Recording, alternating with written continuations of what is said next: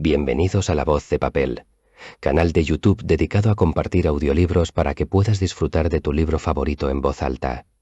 Las voces han sido generadas con IA, con una voz similar a la de Raúl Llorens. Puede contener fallos de pronunciación y entonación. Título del libro: La aventura del jorobado. Poned a Urías frente a lo más reñido de la batalla y retiraos de detrás de él para que sea herido y muera. Samuel 11:15. Una noche de verano, pocos meses después de casarme, estaba sentado ante mi chimenea, fumando una última pipa y dando cabezadas sobre una novela, pues mi jornada de trabajo había sido agotadora. Mi esposa había subido ya, y el ruido al cerrarse con llave la puerta de entrada, un rato antes, me indicó que también los sirvientes se habían retirado. Había abandonado mi asiento y estaba vaciando la ceniza de mi pipa, cuando oí de pronto un campanillazo. Miré el reloj. Eran las 12 menos cuarto. A una hora tan tardía no podía tratarse de un visitante. Un paciente, desde luego, y posiblemente toda la noche en vela. Torciendo el gesto, me dirigí al recibidor y abrí la puerta. Con gran asombro por mi parte, era Sherlock Holmes quien se encontraba en la entrada. «Vaya, Watson», dijo. Ya esperaba yo llegar a tiempo para encontrarle todavía levantado. «Adelante, por favor, mi querido amigo. Parece sorprendido y no me extraña. Y aliviado también, diría yo. O sea que todavía fuma aquella mezcla arcadia de sus tiempos de soltero. Esta ceniza esponjosa en su chaqueta es inconfundible. Es fácil observar que estaba usted acostumbrado a vestir uniforme. Watson, nunca se le podrá tomar por un paisano de pura raza mientras conserve el hábito de guardar el pañuelo en su manga. ¿Puede darme alojamiento por esta noche? Con mucho gusto. Me dijo que tenía una habitación individual para soltero, y veo que en este momento no hay ningún visitante varón. Así lo proclaman los ganchos para sombreros en su perchero. Me complacerá mucho que se quede. Gracias. Llenaré, pues, un colgador vacante. Lamento ver que ha tenido un operario británico en casa. Los envía el demonio. ¿No sería un problema de desagües, espero? No. El gas. ¡Ah! Ha dejado 2 marcas de clavos de su bota en su linóleo, precisamente allí donde da la luz. No, gracias. He cenado algo en Waterloo, pero gustosamente fumaré una pipa con usted. Le ofrecí mi bolsa de tabaco y él se sentó frente a mí. Durante un rato fumé en silencio. Yo sabía perfectamente que solo un asunto de importancia podía haberle traído a mi casa a semejante hora, de modo que esperé con paciencia que decidiera abordarlo.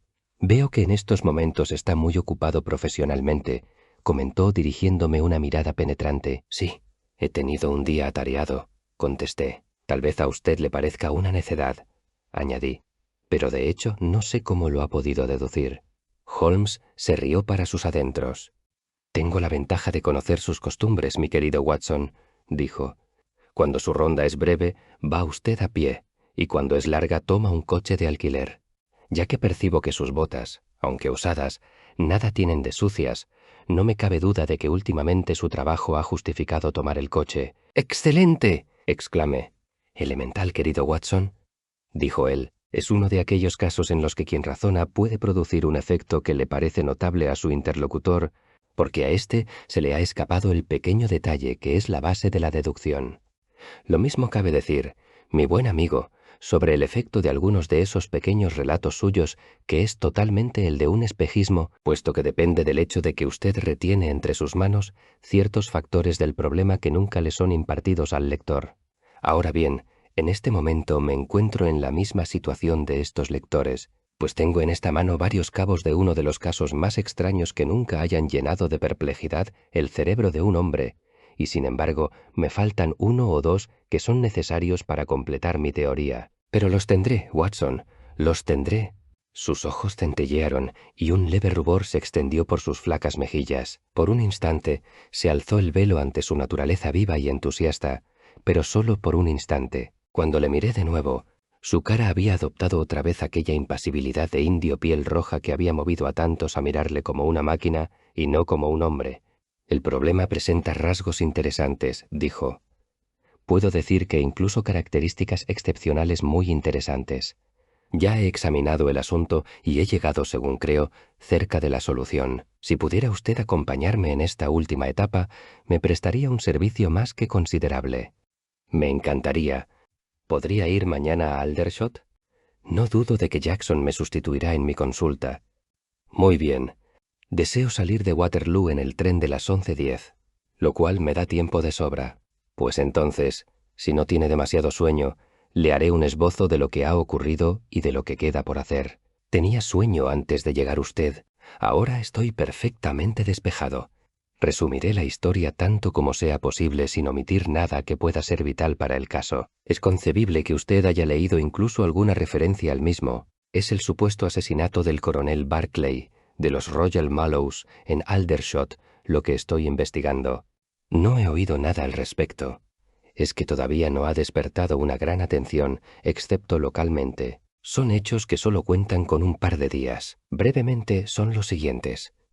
Como usted sabe, el Royal Mallows es uno de los regimientos irlandeses más famosos en el ejército británico. Hizo proezas tanto en Crimea como durante el motín de los Cipayos y desde entonces se ha distinguido en todas las ocasiones posibles. Hasta el lunes por la noche lo mandaba James Barclay, un valiente veterano que comenzó como soldado raso y fue ascendido a suboficial por su bravura en tiempos del motín. Llegaría a mandar el mismo regimiento en el que en otro tiempo él había llevado un mosquete. El coronel Barclay se casó en la época en que era sargento y su esposa, cuyo nombre de soltera era Nancy DeVoy, era hija de un antiguo sargento del mismo regimiento.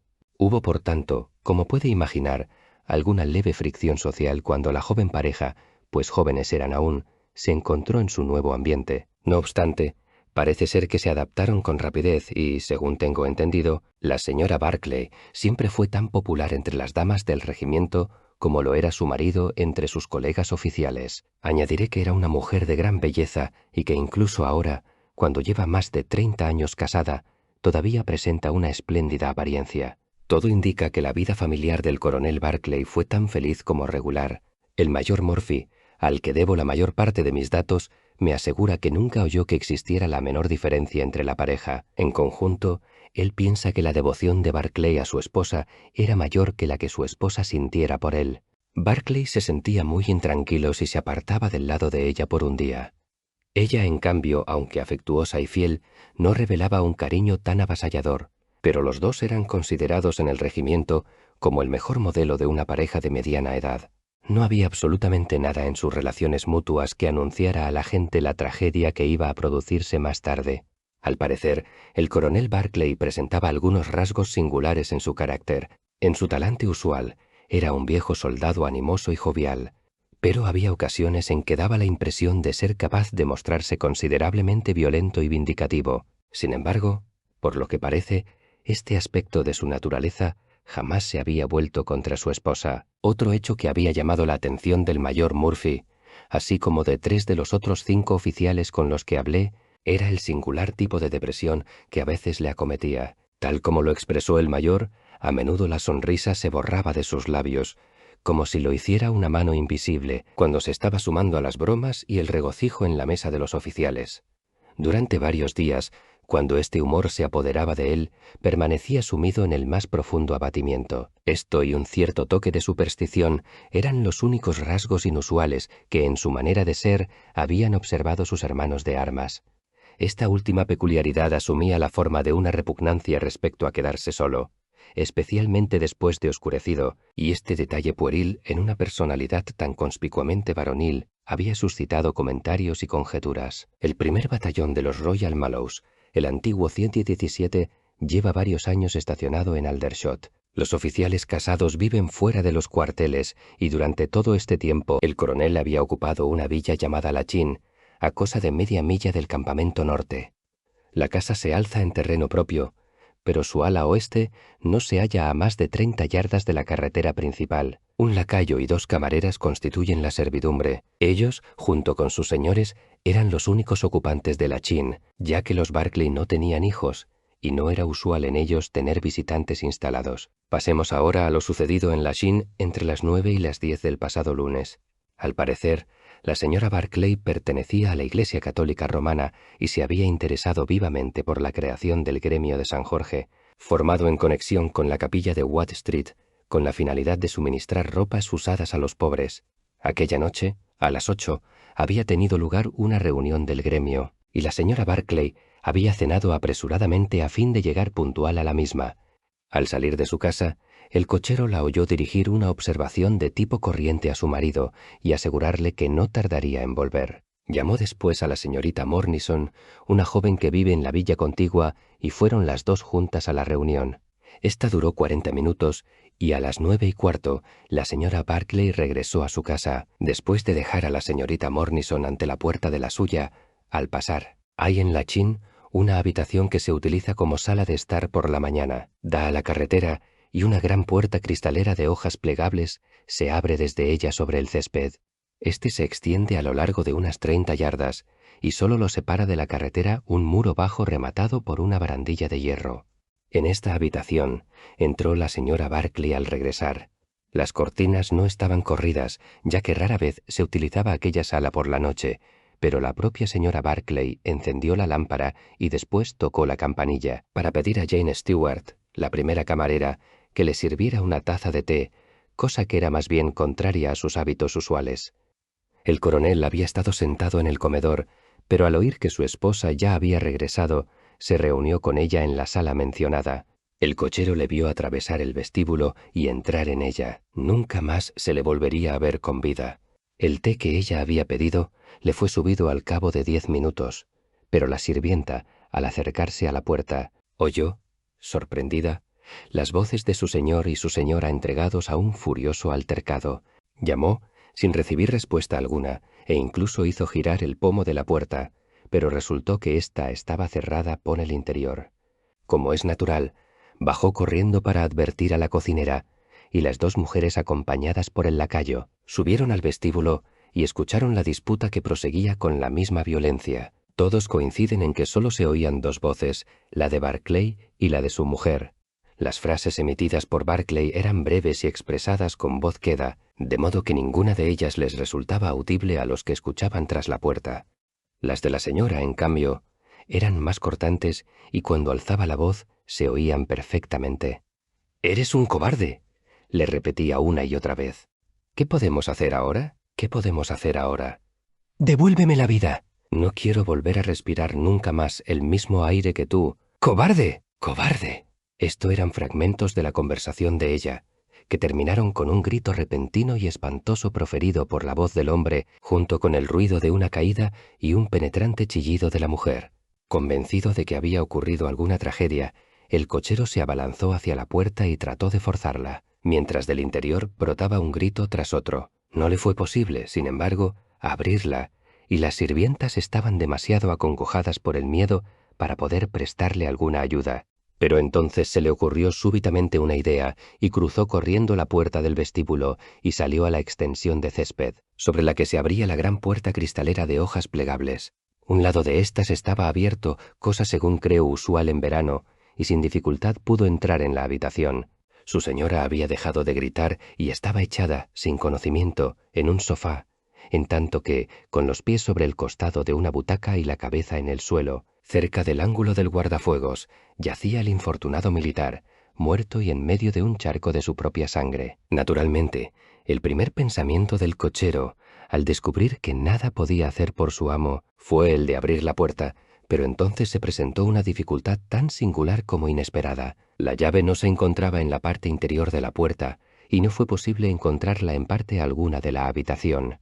Por consiguiente, volvió a salir por la ventana y regresó tras haber conseguido la ayuda de un policía y de un médico. La señora, contra la cual se alzaron lógicamente las más intensas sospechas, fue trasladada a su dormitorio todavía en un estado de insensibilidad. El cadáver del coronel fue colocado entonces sobre el sofá y se procedió a un examen cuidadoso del escenario de la tragedia.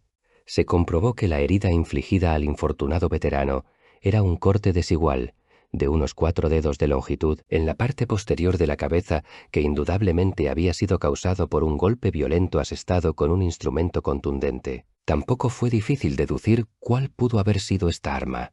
En el suelo y cerca del cadáver había una curiosa maza de madera dura tallada, con un mango de hueso. El coronel poseía una variada colección de armas traídas de los diferentes países en los que había luchado, y la policía conjetura que esta maza figuraba entre sus trofeos. Los sirvientes niegan haberla visto antes, pero entre las numerosas curiosidades que hay en la casa, es posible que les hubiera pasado por alto. Nada más de importancia descubrió la policía en la habitación, salvo el hecho inexplicable de que ni en la persona de la señora Barclay, ni sobre la víctima, ni en parte alguna de la habitación se encontró la llave perdida. Finalmente, la puerta tuvo que abrirla un cerrajero de Aldershot. Así estaban las cosas, Watson, cuando el lunes por la mañana me trasladé a Aldershot, a petición del mayor Murphy, para respaldar los esfuerzos de la policía. Pienso que reconocerá que el problema ofrecía ya su interés, pero mis observaciones pronto me hicieron comprender que era en realidad mucho más extraordinario que todo cuanto pudiera aparentar a primera vista. Antes de examinar la habitación, interrogué a los sirvientes, pero solo conseguí obtener los hechos que ya he explicado. Otro detalle interesante fue el que recordó la camarera Jane Stewart. Como ya le he dicho, al oír los ecos de la disputa bajó y regresó con los otros criados. Dice que en la primera ocasión, cuando ella estaba sola, las voces de su señor y de su señora eran tan bajas que apenas pudo oír nada, y juzgó por sus tonos, más bien que por sus palabras, que había una seria desavenencia entre ellos. Sin embargo, al insistir yo en mis preguntas, recordó haber oído el nombre David, pronunciado 2 veces por la dama. Este punto tiene la mayor importancia para orientarnos respecto al motivo de la súbita pelea. Recordará que el nombre del coronel era James. Había algo en el caso que causó profunda impresión tanto a los sirvientes como a la policía. Hablo de la deformación en la cara del coronel. Según su relato, había quedado grabada en ella la expresión de miedo y horror más tremenda que pueda asumir una faz humana. Esto, claro está, encajaba perfectamente con la teoría de la policía, en el caso de que el coronel hubiera podido ver a su esposa en el momento de efectuar un ataque mortífero contra él. Y contra esto, no representaba una objeción fatal el hecho de tener la herida en la parte posterior de la cabeza, ya que pudo haberse vuelto para evitar el golpe. No era posible obtener información alguna de la señora, ya que ésta se mostraba temporalmente desequilibrada a consecuencia de un agudo ataque de fiebre cerebral.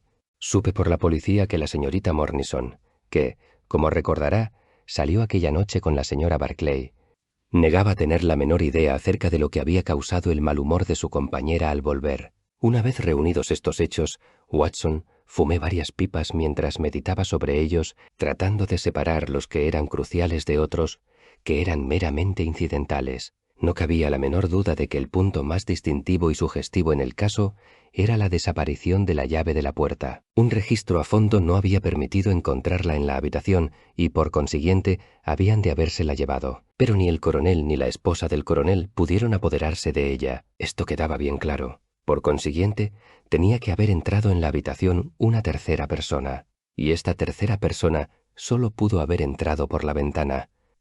Me pareció que un examen cuidadoso de la habitación y del césped podían revelar alguna traza del misterioso individuo. Usted ya conoce mis métodos, Watson, y no hubo ni uno solo de ellos que yo dejara de aplicar en mi búsqueda, y esta concluyó al encontrar yo trazas, pero muy diferentes de las que había esperado. Había habido un hombre en la sala, y este hombre había cruzado el césped procedente de la carretera. Me fue posible obtener 5 impresiones muy claras de las huellas de sus pies, una en la misma carretera, en el punto donde había escalado el muro bajo, 2 en el césped y otras 2, muy débiles, en las tablas enceradas cercanas a la ventana por la que entró.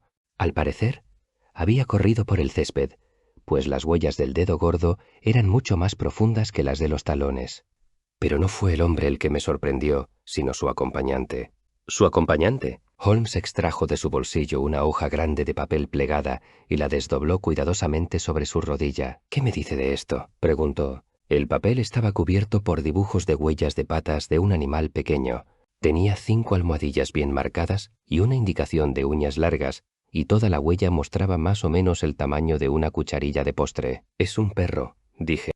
¿Ha oído hablar alguna vez de un perro que trepe por una cortina? Encontré señales bien claras de que esta criatura lo había hecho. ¿Un mono, pues? Pero esta no es la huella de un mono. ¿De qué puede ser, pues? Ni perro, ni gato, ni mono, ni criatura alguna con la que nosotros estemos familiarizados. He tratado de reconstruirla a partir de las mediciones. He aquí 4 huellas en las que el animal ha estado inmóvil y de pie. Como puede ver, no hay menos de 15 pulgadas entre la pata delantera y la trasera. Añada a esto la longitud del cuello y de la cabeza, y tendrá una bestezuela de no mucho menos de 2 pies de longitud.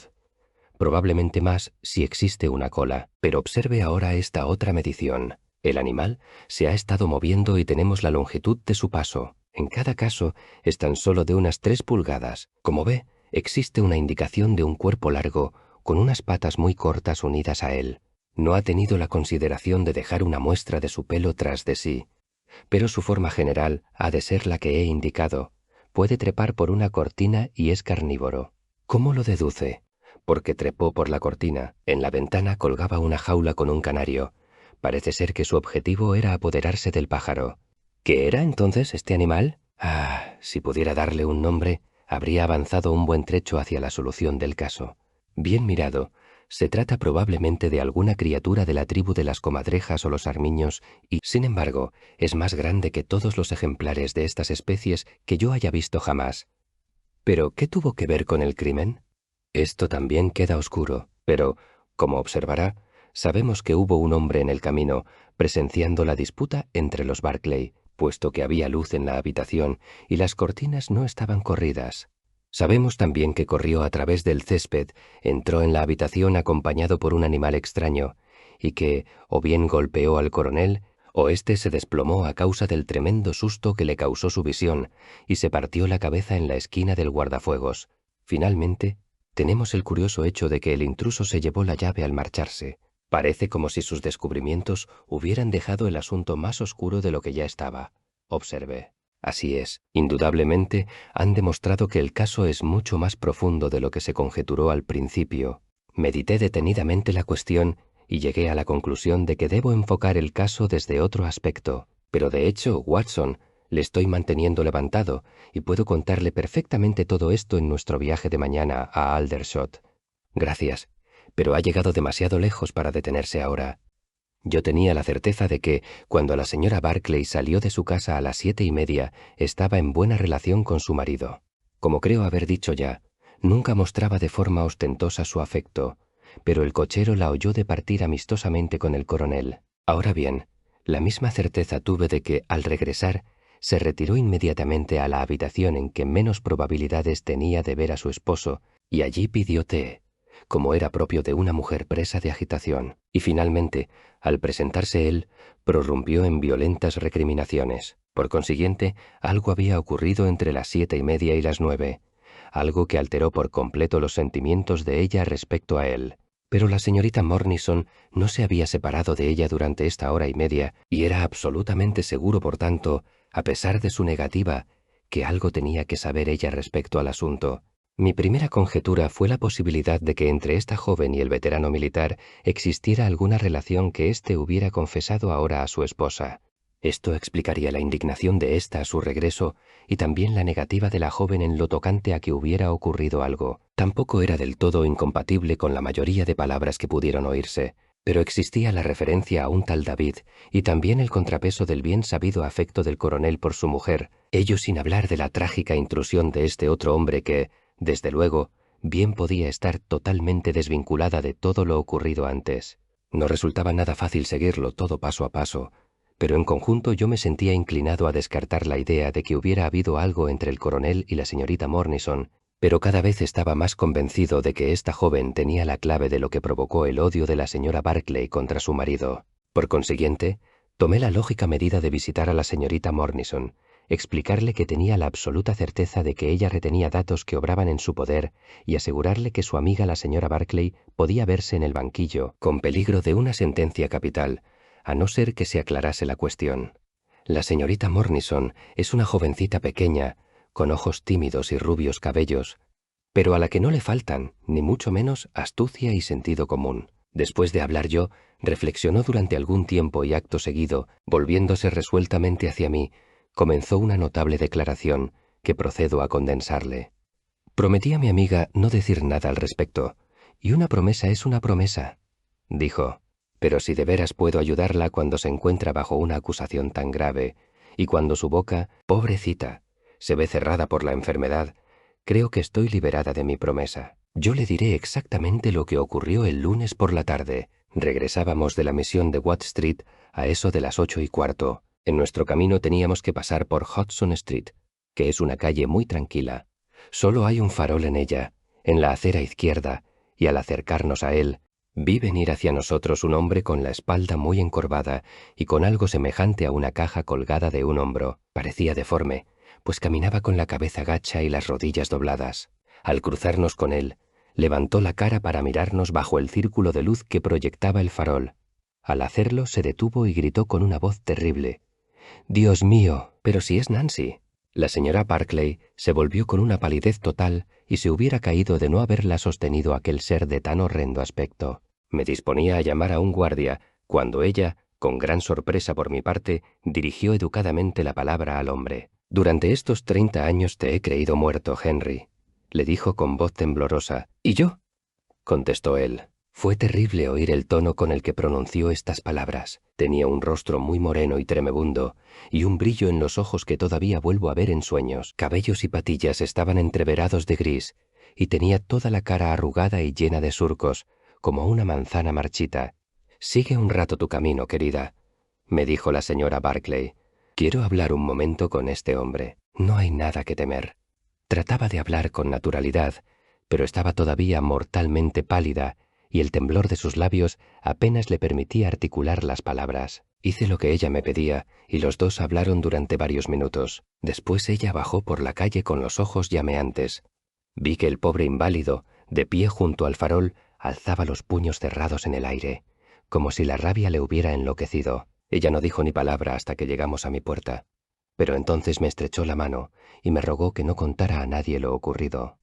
«Es un antiguo amigo mío que ha reaparecido», me dijo. Cuando le prometí que por mí no se sabría ni una palabra, me besó y ya no he vuelto a verla desde entonces. Le acabo de contar toda la verdad, y si me la callé ante la policía, fue porque no comprendí entonces el peligro en que se encontraba mi querida amiga. Ahora sé que solo puede redundar en su favor el que se sepa todo. Tal fue su declaración, Watson, y para mí, como podrá imaginar, fue como una luz en una noche oscura. Todo lo que antes había estado desconectado empezó enseguida a asumir su verdadero lugar, y tuve una primera y vaga idea de toda la secuencia de acontecimientos.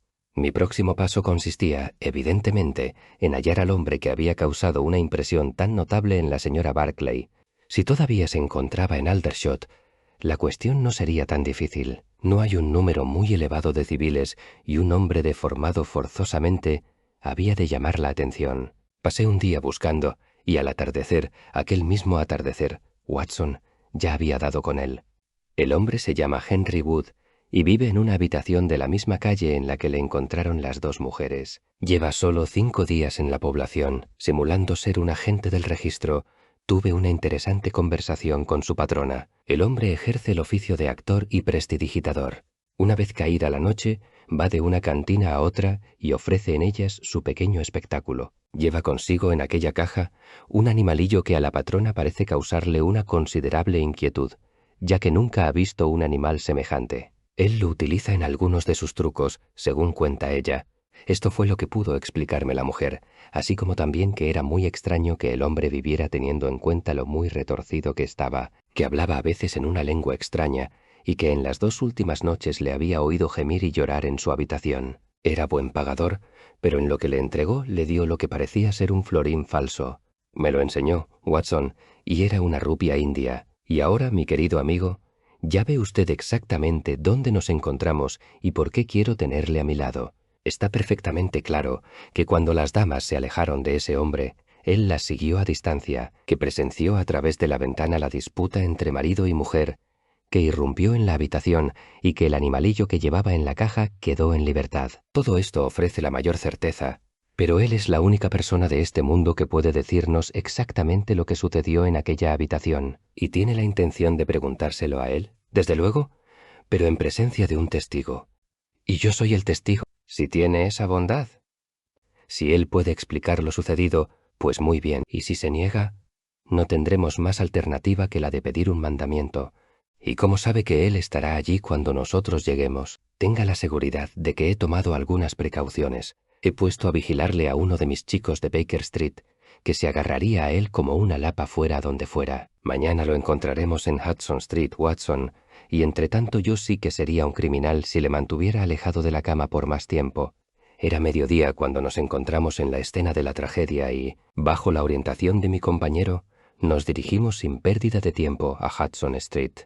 A pesar de su capacidad para contener sus emociones, pude ver fácilmente que Holmes se encontraba en un estado de excitación contenida, mientras a mí me cosquilleaba aquella sensación placentera, mitad deportiva, mitad intelectual, que experimentaba invariablemente cuando me unía a él en sus investigaciones. «Esta es la calle», dijo al enfilar un corto pasaje flanqueado por sencillas casas de 2 plantas y obra vista. «Ah, ahí está Simpson, que viene a dar el parte». «Está en casa, señor Holmes», exclamó un rapaz con aspecto de pillete, corriendo hacia nosotros. «Muy bien, Simpson», aprobó Holmes, dándole una palmadita en la cabeza. «Adelante, Watson, esta es la casa». Hizo pasar su tarjeta, junto con el mensaje de que habíamos acudido por un asunto importante. Unos momentos después, nos encontramos cara a cara con el hombre que deseábamos ver. A pesar del tiempo caluroso, estaba agazapado frente a un fuego. La pequeña habitación parecía un horno. El hombre estaba sentado, todo él retorcido y acurrucado en una silla, de un modo que proporcionaba una indescriptible impresión de deformidad, pero el rostro que volvió hacia nosotros, aunque arrugado y atezado, debió de haber sido en otro tiempo notable por su belleza. Nos miró suspicazmente con ojos de un amarillo bilioso y, sin hablar ni levantarse, nos indicó un par de sillas. «El señor Henry Wood, últimamente residente en la India, ¿verdad?», preguntó Holmes afablemente. «He venido por ese asuntillo de la muerte del coronel Barclay. ¿Y qué puedo saber yo al respecto? Esto es lo que he venido a averiguar. Supongo que sabe usted que, si no se aclara el caso, la señora Barclay, que es una antigua amiga suya, será juzgada, según todas las probabilidades, por asesinato». El hombre experimentó un violento sobresalto. «Yo no sé quién es usted», exclamó, «ni cómo ha llegado a saber lo que sabe, pero juraría que es verdad lo que me está diciendo. Solo esperan que ella recupere el sentido para proceder a su arresto». «¡Dios mío!» «¿Y ustedes también son de la policía?» «No». «¿Cuál es, pues, su misión?» «Es misión de todo hombre procurar que se haga justicia. Puede aceptar mi palabra de que ella es inocente». «¿Entonces usted es culpable?» «No, no lo soy». «¿Quién mató, pues, al coronel James Barclay?» «Fue la providencia justiciera quien le mató. Pero le aseguro que, si yo le hubiera hecho saltar la tapa de los sesos, como ansiaba hacer, no habría recibido de mis manos más que lo debido. Si su conciencia culpable no lo hubiera fulminado, es más que probable que yo me hubiera manchado con su sangre. Usted desea que yo cuente lo ocurrido. Pues bien, no veo por qué no debiera hacerlo, pues nada hay en ello que deba avergonzarme. Las cosas ocurrieron así, señor. Usted me ve ahora con mi espalda como la de un camello y mis costillas deformadas. Pero hubo un tiempo en que el cabo Henry Wood era el hombre más apuesto del 117 de infantería. Nos encontrábamos entonces en la India, acantonados en un lugar al que llamaremos Burti. Barclay, el que murió el otro día, era sargento en la misma compañía y la beldad del regimiento, y además, la mejor chica que haya existido jamás era Nancy Devoy, hija del sargento abanderado. Había 2 hombres que la amaban y uno al que amaba ella. Ustedes sonreirán al mirar a este pobre ser acurrucado ante el fuego y oírme decir que me amaba por lo bien plantado que era yo. Pero aunque yo fuese dueño de su corazón, su padre estaba empeñado en que se casara con Barclay. Yo era un muchacho algo atolondrado y tarambana, y él había recibido una educación y ya estaba destinado a llevar un día espada. Pero la chica se mantuvo fiel a mí y parecía como si yo fuera a conseguirla, cuando se produjo la rebelión de los cipayos y se desencadenó el infierno en todo el país. Nuestro regimiento quedó bloqueado en Burte con media batería de artillería, una compañía de sikhs y numerosos civiles, entre ellos mujeres. Nos rodeaban 10.000 rebeldes, mostrándose tan ávidos como una jauría de terriers alrededor de una jaula de ratas. Hacia la segunda semana del asedio, se nos terminó el agua y surgió la cuestión de si podíamos establecer comunicación con la columna del general Neil, que estaba avanzando por la región. Era nuestra única posibilidad, ya que no podíamos esperar abrirnos paso peleando con todas aquellas mujeres y niños, por lo que me ofrecí voluntario para ir al encuentro del general Neil y explicarle el peligro que corríamos. Mi ofrecimiento fue aceptado y hablé de él con el sargento Barclay, del que se decía que conocía el terreno mejor que nadie, y trazó una ruta que me permitiría atravesar las líneas rebeldes. A las 10 de aquella misma noche comencé mi expedición. Había 1 millar de vidas que salvar, pero solo en una pensaba yo cuando por la noche salté desde el parapeto. Mi camino discurría a lo largo de un terreno seco que, según esperábamos, había de ocultarme ante los centinelas enemigos, pero al doblar un ángulo del mismo, me encontré frente a 6 de ellos que me estaban esperando agazapados en la oscuridad. En un instante, un golpe me atontó y fui atado de pies y manos. Pero el verdadero golpe lo recibí en el corazón y no en la cabeza, pues cuando volví en mí y escuché lo que pude entender de su conversación, oí lo suficiente para enterarme de que mi camarada, el mismo hombre que había trazado el camino que yo había de seguir, me había traicionado y por medio de un sirviente nativo me había entregado al enemigo. Bien, no es necesario que divague sobre esta parte de la historia. Ya sabe ahora de qué era capaz James Barclay. Bertie fue liberada por Neil el día siguiente, pero los rebeldes se me llevaron con ellos en su retirada. Pasaron largos años antes de que yo volviera a ver un rostro blanco. Fui torturado y traté de huir, pero fui capturado y torturado de nuevo. Pueden ustedes ver en qué estado quedé. Algunos de los rebeldes que huyeron a Nepal se me llevaron consigo, y después me encontré más allá de Darjeeling. Los montañeses de esta región mataron a los rebeldes que me mantenían prisionero, y por un tiempo me convertí en su esclavo hasta que me escapé. Pero en vez de ir hacia el sur tuve que ir al norte, hasta encontrarme con los afganos. Allí vagabundeé varios años, y al final regresé al Punjab, donde viví casi siempre entre nativos y me gané la vida con los trucos de prestidigitación que había aprendido. ¿De qué iba a servirme a mí? ¿Un pobre inválido, volver a Inglaterra o darme a conocer entre mis antiguos camaradas de armas? Ni siquiera mi deseo de venganza podía impulsarme a hacerlo. Prefería que Nancy y mis compañeros pensaran que Henry Wood había muerto con la espalda enhiesta, en vez de que me vieran vivo y moviéndome con ayuda de un bastón, como un chimpancé. Ellos no dudaban de que yo había muerto, y me cuidé de que nunca supieran otra cosa. Oí que Barclay se había casado con Nancy y que ascendía rápidamente en el regimiento. Pero ni siquiera esto me movió a hablar. Pero cuando uno envejece, le asalta la nostalgia de su patria. Durante años yo había soñado con los verdes y espléndidos prados y setos de Inglaterra. Finalmente, decidí verlos antes de morir. Ahorré lo suficiente para el viaje y me vine entonces aquí, un lugar de soldados, pues yo conozco sus aficiones y sé cómo divertirlos. Con ello gano lo bastante para sustentarme. Su narración no puede ser más interesante, dijo Holmes. Ya he oído hablar de su encuentro con la señora Barclay y su mutua identificación. Según tengo entendido, entonces usted la siguió hasta su casa y vio a través de la ventana un altercado entre ella y su esposo, durante el cual ella le echó en cara su conducta con usted. Sus sentimientos le dominaron. Atravesó corriendo el césped e irrumpió allí donde estaban los dos.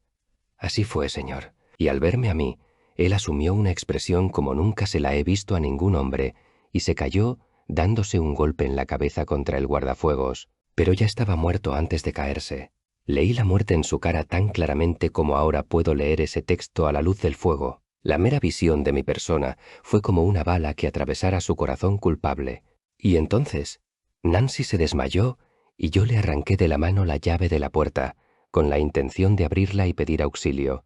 Pero mientras lo hacía, me pareció mejor dejarlo y huir, ya que las cosas podían ponerse negras para mí. Por otra parte, si me detenían, mi secreto quedaría al descubierto. En mis prisas, metí la llave en mi bolsillo y dejé caer mi bastón mientras daba caza a Teddy, que se había subido a la cortina. Una vez lo tuve en su caja, de la que había escapado, me alejé de allí con toda la rapidez posible. ¿Quién es Teddy? El hombre se inclinó y alzó la parte frontal de una especie de conejera que había en un rincón. Al instante salió de ella un bellísimo animal de color castaño rojizo, esbelto y sinuoso, con patas de armiño, un hocico largo y delgado, y el par de ojos más hermosos que nunca hubiera visto yo en la cabeza de un animal. «¡Es una mangosta!», grité. Algunos lo llaman así y otros lo llaman Ichneumon, dijo el hombre. Cazador de serpientes es el nombre que le doy yo, y es sorprendentemente rápido con las cobras. Aquí tengo una sin colmillos, y Teddy la captura cada noche para divertir a los clientes de la cantina. ¿Alguna cosa más, caballero? Tal vez tengamos que verle de nuevo si la señora Barclay llegara a encontrarse en un grave aprieto. En este caso, desde luego, yo me presentaría. Pero si no es así, no hay necesidad de suscitar este escándalo contra un hombre que ya está muerto, por vergonzoso que haya sido su comportamiento. Tiene usted, al menos, la satisfacción de saber que, durante 30 años de su vida, su conciencia siempre le reprochó su malvada conducta severamente. Ah, allí va el mayor Murphy, por el otro lado de la calle. Adiós, Wood. Quiero saber si ha ocurrido algo nuevo desde ayer. Tuvimos tiempo para alcanzar al mayor antes de que llegase a la esquina. Ah, Holmes, dijo. Supongo que se habrá enterado de que todo este jaleo ha terminado en nada. ¿Qué ha sido, pues? Acaba de terminar la diligencia judicial. Las pruebas médicas han demostrado concluyentemente que la muerte fue debida a una apoplejía. Ya ve que, después de todo, fue un caso bien sencillo. Ya lo creo. Notablemente superficial, repuso Holmes, sonriendo. Vamos, Watson. No creo que en Aldershot se nos necesite ya. Hay una cosa, dije mientras nos encaminábamos a la estación. Si el marido se llamaba James y el otro Henry, ¿a qué venía a hablar de un tal David? Esta sola palabra, mi estimado Watson, hubiera tenido que contarme toda la historia de haber sido yo el razonador ideal que a usted tanto le agrada describir. Era, evidentemente, un término usado como reproche. ¿Como reproche? Sí. Ya sabe usted que, de vez en cuando, David se extralimitaba un poco. En una ocasión lo hizo en el mismo sentido que el sargento Barclay. Usted recordará el asuntillo de Urías y Betsabé. Mucho me temo que mis conocimientos bíblicos estén un poco oxidados, pero encontrará esta historia en el primero o segundo libro de Samuel. Fin. Hemos llegado al final del libro. Si te ha gustado, por favor, dale like y suscríbete para que puedas disfrutar de más audiolibros. Un saludo.